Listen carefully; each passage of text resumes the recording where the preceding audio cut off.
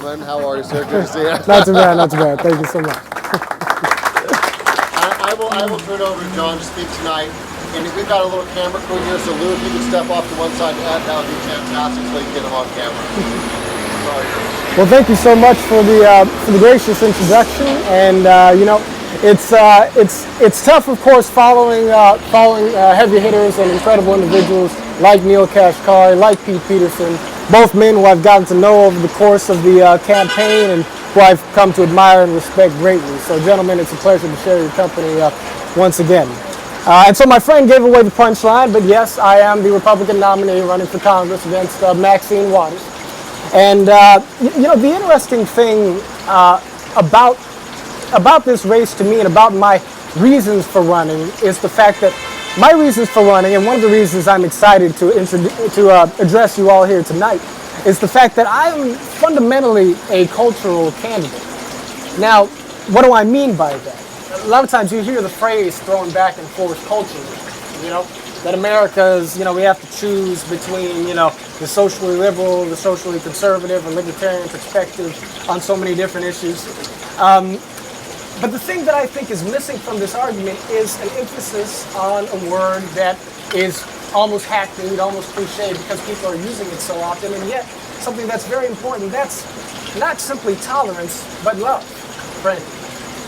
One of the reasons I've chosen to run against Maxine Waters is not simply because I disagree with her policy prescriptions for education. It's not simply because I disagree with her methodology of high taxes and aggressive regulations for trying to crank up business and economic activity in a failing inner city marketplace. It's because of the fact that not only Maxine Waters, but politicians on the left and the right have divided us for years on the basis of racial animosity, on the basis of intolerance over our respective lifestyles. And it doesn't mean that a person cannot have his personal beliefs on how he defines marriage, how he defines his religious obligation, but at the end of the day, by God, we cannot honor God, we cannot honor one another if we do not show love and respect for the different paths that each and every one of us walk. I mean, that's the beauty of being an American, isn't it? That in this country, you're free to be who you want to be. And we can have a policy conversation about how we define certain things, what the role of government is going to be in certain things, in certain areas. And I say this as a Christian. I say this as a person who goes to church on Sundays, who takes the calling of my faith seriously. The most important commandment in the scripture is to love your neighbor as to love yourself. And so I am no man's judge, and neither should any of us be, But politicians feel as if they can stand in judgment of each and every one of us for this reason or that, because they know that it's a way to get votes. It's a way to get people riled up. It's a way to get people angry. Whether it's on the account of race, whether it's on account of judgment towards people because of their sexual orientation or because of their religious orientation.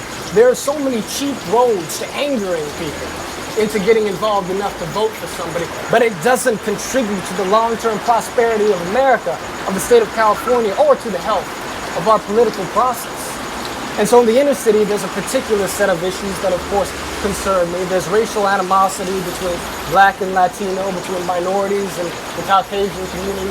And of course, there's the undying judgmentalism that comes with partisanship, when we are unwilling and unable to listen to one another and to reason together over the things that truly matter. And so I tried my best to be the antidote to that kind of politics. But the beautiful thing about the gathering of Republicans that is here tonight is the fact that we agree on core economic issues, and we may have a more libertarian, more liberal, more conservative approach to social issues, but we love one another and we are willing to work together for the benefit of the Republican Party, for the benefit of the state of California, and for the benefit of the United States of America. And for that, I applaud each and every one of you, and I'm just happy to be here sharing your company. God bless you, and thank you so much. Thank you. Absolutely. Thank you. You'll be around for a minute? Oh, yeah. I can stick around for a second. Okay, that'd be great. Thanks so much. So now we're going to move on to, we have a couple of assembly candidates with us tonight.